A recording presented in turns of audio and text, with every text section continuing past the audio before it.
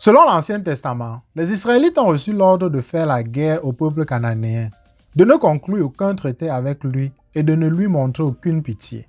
Les critiques disent que cela fait du Dieu de la Bible un fou génocidaire, un meurtrier indigne. Dieu est-il un monstre moral? A-t-il commis un massacre contre le peuple cananéen selon l'Ancien Testament? De plus, les Occidentaux ont utilisé l'image de ce Dieu pour persécuter, piller, violer, assassiner, diviser, coloniser et tuer les non-européens à travers le monde. Alors, comment approcher cette thématique? Ce sujet est un sujet difficile, complexe et controversé et nous devons, pour le traiter, regarder les écritures concernées pour planter le décor. Si c'est la première fois que vous passez par ici, abonnez-vous maintenant pour ne pas rater mes prochaines publications. On se retrouve juste après le générique pour en discuter.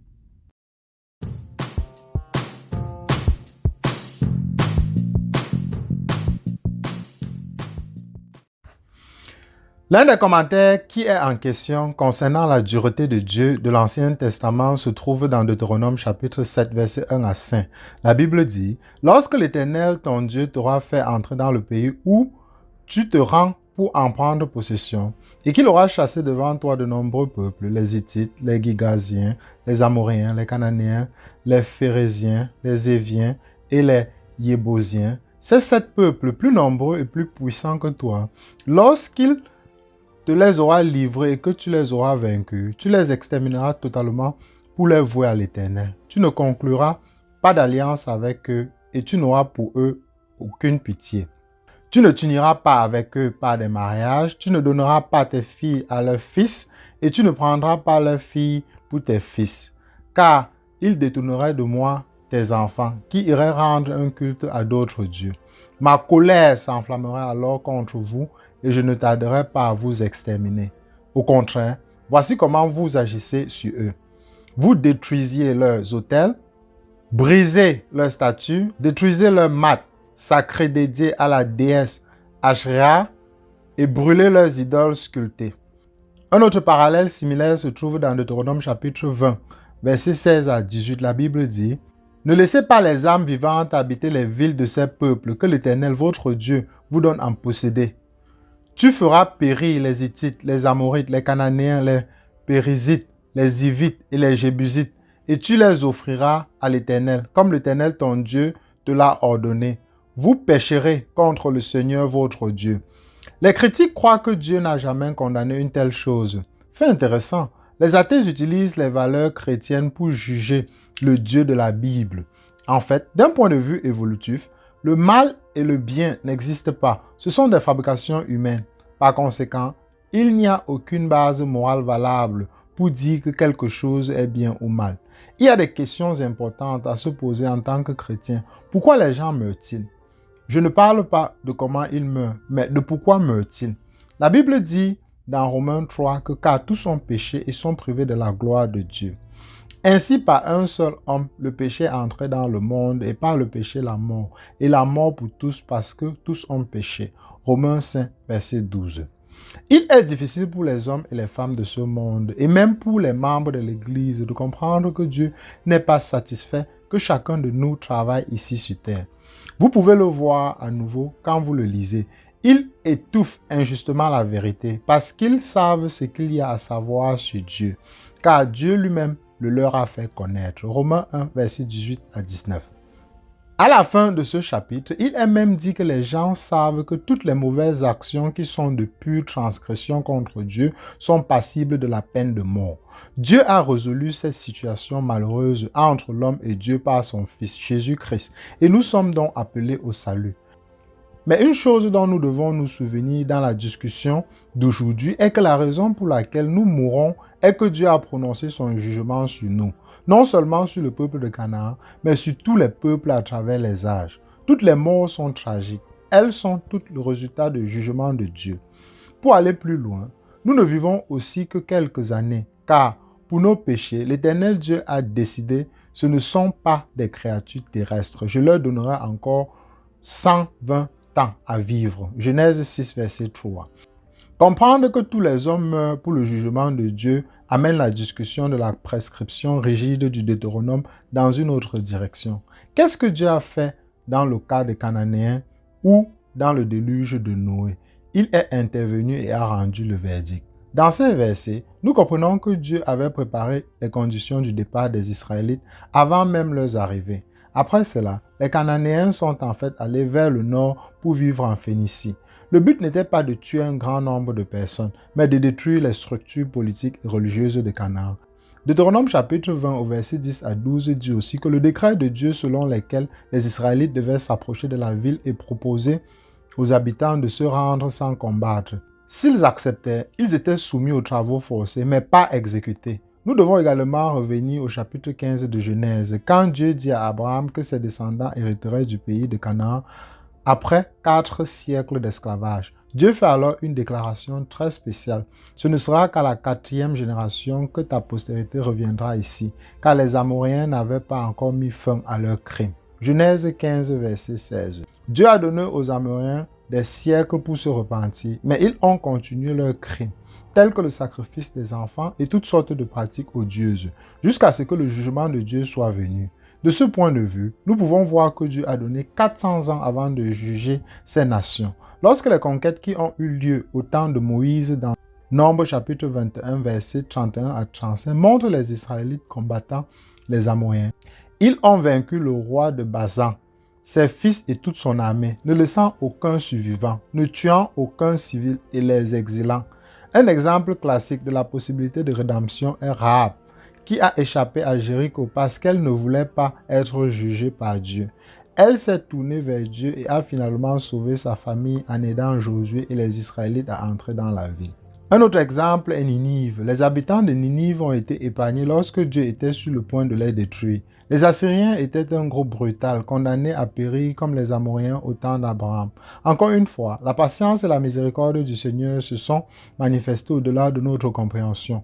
Jonas s'est donc détourné et n'a pas voulu aller à Ninive et prêcher selon l'ordre de Dieu. Il savait qu'il était intrinsèquement mauvais. Cependant, Dieu enseignait ici les grandes leçons du pardon et de la miséricorde de Dieu. Et les gens les plus méchants de l'époque se sont finalement repentis. Mais les remords de Ninive furent de courte durée. Dieu a envoyé le prophète Nahum pour annoncer le jugement final de Ninive et elle a disparu pour toujours. Cela nous enseigne que la patience de Dieu a des limites. Cette image du Dieu du Nouveau Testament en tant que Dieu de grâce et du Dieu de l'Ancien Testament en tant que Dieu de jugement doit être corrigée. Dieu est un Dieu et ne change pas avec le temps. C'est à nous de mieux comprendre le jugement, la miséricorde et la grâce de Dieu.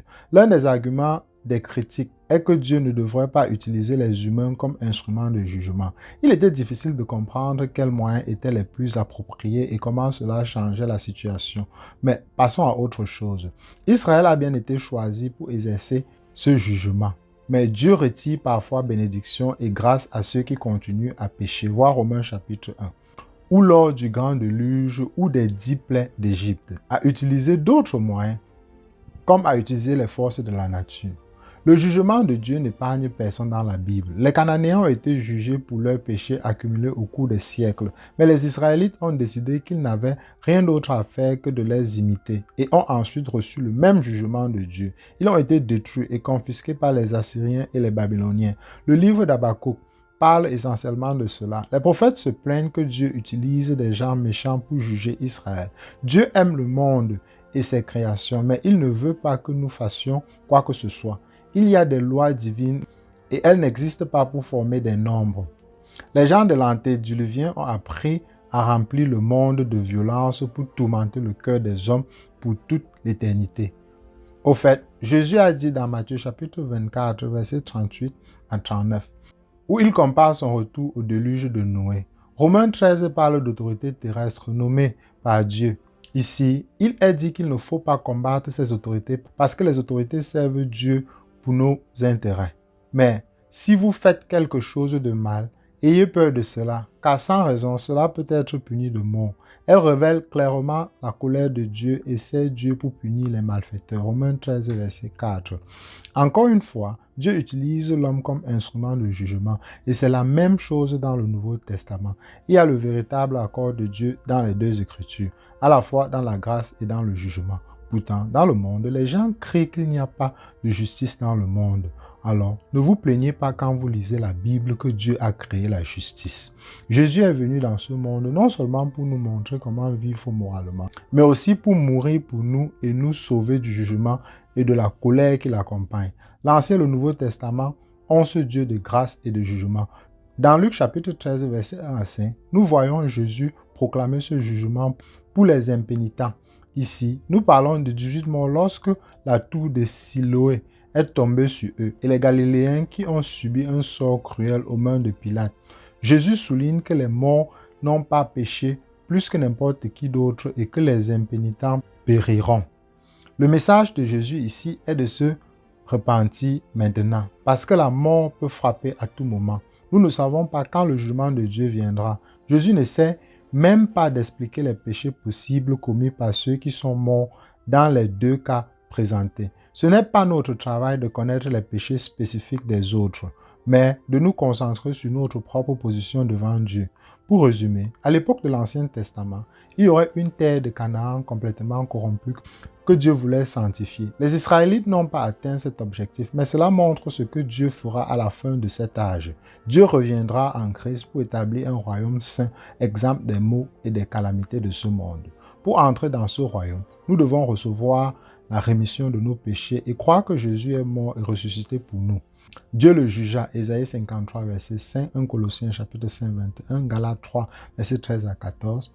Le Fils de Dieu a souffert bien plus que les Cananéens indignes. Il est faux de dire que Dieu a été dur lorsqu'il a condamné son Fils à notre place dans l'Ancien Testament. Au cœur de cette question se trouve une incompréhension fondamentale de ce que l'Ancien et le Nouveau Testament révèlent sur la nature de Dieu. Une autre façon d'exprimer la même idée de base est lorsque les gens disent « Le Dieu de l'Ancien Testament est un Dieu de colère et le Dieu du Nouveau Testament est un Dieu d'amour. » Le fait que la Bible soit une révélation progressive de Dieu à travers des événements historiques et des relations avec des gens à travers l'histoire peut être trompeur. Quant à la façon dont Dieu est dans l'Ancien Testament par rapport au Nouveau Testament. Cependant, en lisant à la fois l'Ancien et le Nouveau Testament, il devient clair que Dieu est le même en tout et que la colère et l'amour de Dieu se manifestent dans les deux. Eh bien, nous arrivons au terme de cette vidéo. J'espère vous avoir édifié. Nous voyons bien que Dieu ne change pas. Il est le même hier, aujourd'hui et éternellement. Prenez tout soin de vous. Abonnez-vous si ce n'est pas encore le cas. On se retrouve très rapidement pour une nouvelle capsule.